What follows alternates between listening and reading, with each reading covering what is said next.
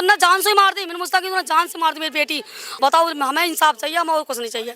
हम इंसाफ चाहते हैं और क्या करते हैं, अपनी बेटी रूही को इंसाफ चाहते हैं। बस हम ये चाहते हैं हमारी बहन को इंसाफ मिले। पुलिस वाले कोई कुछ नहीं कर रहा है। 6 महीने से हमारे पापा इधर उधर डोल रहे हैं। हम गरीब फैमिली से हैं, इसका मतलब ये थोड़ी है गरीबों की सुनवाई नहीं होती है। क्या था, मैं ये कह रहा हूँ जो भी हुआ था दादरी में हुआ था। जब लोग ये सेटिस्फाई वहाँ से नहीं हुए तो फिर यहाँ ट्रांसफर हुआ, वो अभी मिला है, तो उसके लिए कुछ वक्त दो। जो भी नमस्कार दोस्तों, आप देख रहे हैं जीबीएन एक्सप्रेस न्यूज और मैं आपके साथ गुलहसन जायसवाल। इस वक्त मैं जबूपुरा थाने पर खड़ा हुआ हूँ।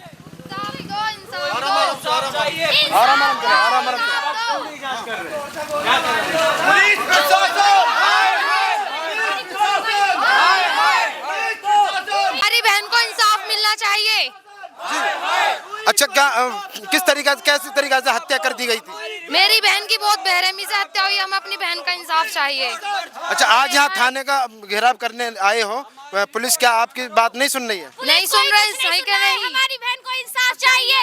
इंसाफ दो, हमारी पुलिस था, इंसाफ दो। देखिए यहाँ जी लगातार नारेबाजी हो रही है कि पुलिस प्रशासन हाय हाय कि रूही को इंसाफ चाहिए, इंसाफ दो, इंसाफ दो। ये लगातार देख सकते हैं आप कि ये जबूपुरा गांव से जो यहाँ पर जो लोग इकट्ठे होकर के और थाने की तरफ काफिला बढ़ रहा है, ये इंसाफ के लिए, सिर्फ इंसाफ के लिए, क्योंकि यहाँ रूही को इंसाफ नहीं मिला है। और इंसाफ को नहीं मिलने के चलते हुए यहाँ काफ़ी लोग हजारों की तादाद में यहाँ थाने का घेराव करने के लिए आ गए हैं। और काफ़ी लोग आप देख सकते हैं तस्वीरों में, इनके हाथों में पर्चे लगे हुए हैं जो कि रूही का हत्या मर्डर की जो साजिश रची थी, किस तरीक़ा से रची थी, वो यहाँ पर इन पर तस्वीर लगी हुई है हाथों में पर इकट्ठे हो गए हैं, जो कि यहाँ रूही को इंसाफ दिलाने के लिए ये गांव के लोग हजारों की तादाद में यहाँ पर थाने का घेराव दे दिया है। और यहाँ ये लोग चाहते हैं कि रूही को इंसाफ चाहिए, रूही का मुकदमा दर्ज होना चाहिए, क्योंकि पुलिस ने 6 महीने तक कोई भी कानूनी कार्रवाई नहीं की है। और आज ये कानूनी कार्रवाई करने के लिए यहाँ पर ये लोग इकट्ठे हुए हैं। और देखते हैं आज रूही को इंसाफ मिलता है या नहीं मिलता है, क्या रूही का मुकदमा दर्ज होता है या नहीं होता है। हाँ, हम तो इंसाफ मांगने का, यहाँ पे भी इंसाफ मिलेगा जब भी समझेगा हमारा इंसाफ मिला है। जेल में होता अब तक मुस्तकीम 7 महीने का, अब तक कुछ नहीं करा। उसके दिन रात धौंस देवे मारने के, मेरी लड़की को जान से मार देगा। वो ना जान से ही मार दी। मैंने मुस्तकीम ने जान से मार दी मेरी बेटी।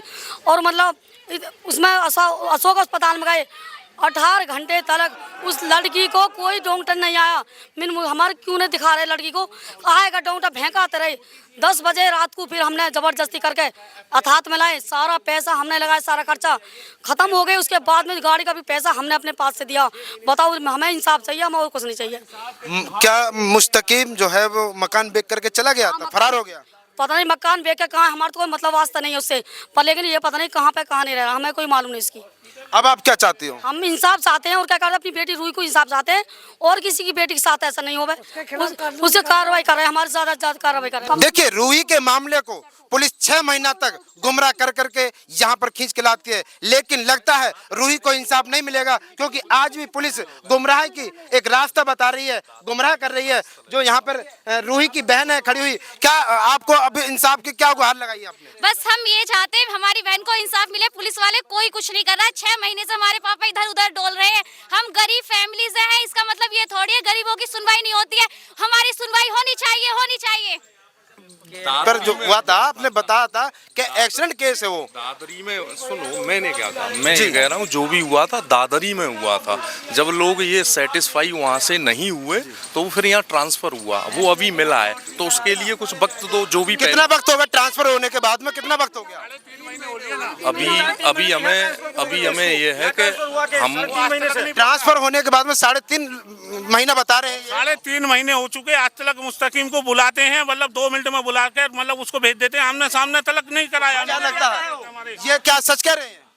बाकी ये आप पूछना मना एसीपी साहब के पास गए हैं आप कभी? हाँ, सबके पास गए हम, और किसी के अधिकारियों के पास? ये बड़े बड़े अधिकारियों के पास ठोकर खा करके यहाँ आए हैं।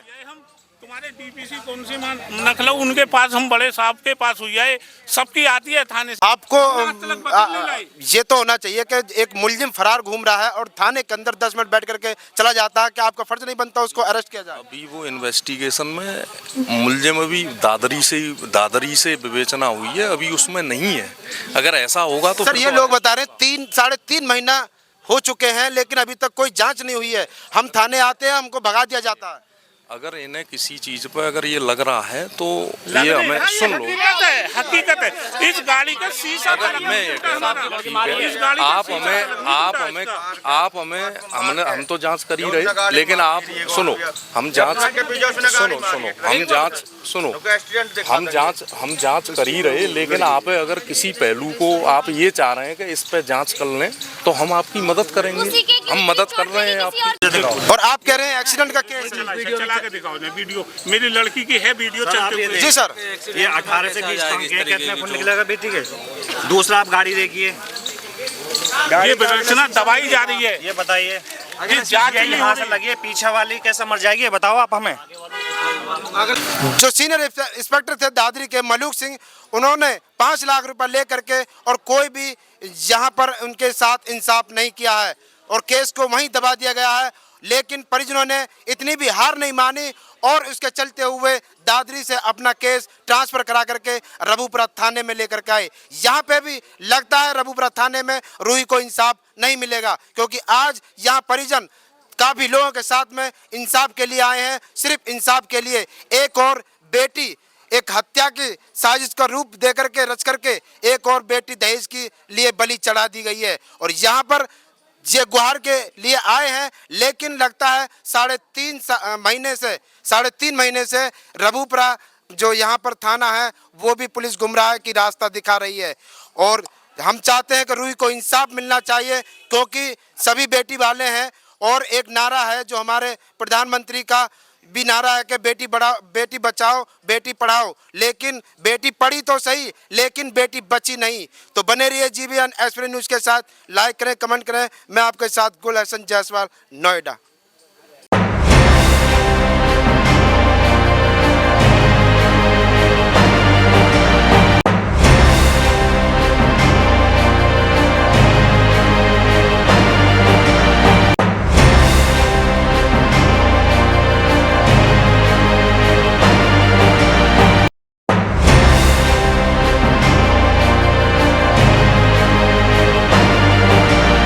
खूब अच्छे से अच्छा करा हमने, ये नहीं कि नहीं करा, बहुत अच्छा करा। खाने पीने का हर तरीके का अरेंजमेंट करा और सब हंसी खुशी चले गए। और उसके बाद में इनकी डिमांड बढ़ती रही, उसके बच्ची के साथ घटना घटती रही। क्या लड़की आपको नहीं बताती थी कि मेरे साथ में ऐसा न्याय कर रहे हैं? लड़की तो लड़की, ये लड़की का बाप हमें नहीं बताया। इस लड़की के बाप ने एक बार भी शिकायत नहीं की? नहीं, हमसे नहीं करी। एक दफे शिकायत करी थी कि चाचा ऐसे तो बात है। मैं खुद आया हूँ और मैंने आकर उस बच्ची की हालत देखी है तो आप यकीन करेंगे पूरी कमर उसकी जली हुई थी, पूरी बच्ची की। अब कैसे जली कैसे ना चली, भैया कहते दादा बस जल गई, छोड़ो बेटा। ये हमारी एक भतीजी और है उसी घर में, उसके देखते हुए सिर्फ इसी वजह से मैंने कि चलो नाला भेजो, हमारी बच्ची को कोई परेशानी ना होगी भाई आगे चल के। बोले जो कुछ हो गया वो हो गया। तो ये तो जब्त करते चले आए हम, और ये बच्चे बात को छुपाते रहे। हमसे नहीं कहा कुछ भी, हमसे कुछ भी नहीं कहा इन बच्चों ने। और खूब यहाँ इस लड़की की जो हमारी भतीजी बहू है उसके सामने 2-4 बात आई तो वो भी चुपचाप, उसने भी कुछ ना कहा किसी से। हर आदमी तो उस बात को अपनी बेटी की बात को छुपाता ही है। हर आदमी अपनी बेटी की बात छुपावे। आप कौन लगते हो लड़की के? मैं भाई लगूं भाई और सामने ही हमारा घर है। बच्ची इतनी बढ़िया शादी इतनी अच्छी करी और ये यूं शादी करी कि लड़का बढ़िया पुराने ही घर में जा रही है, जब और इनकी बुआ के भतीजी जा रही है।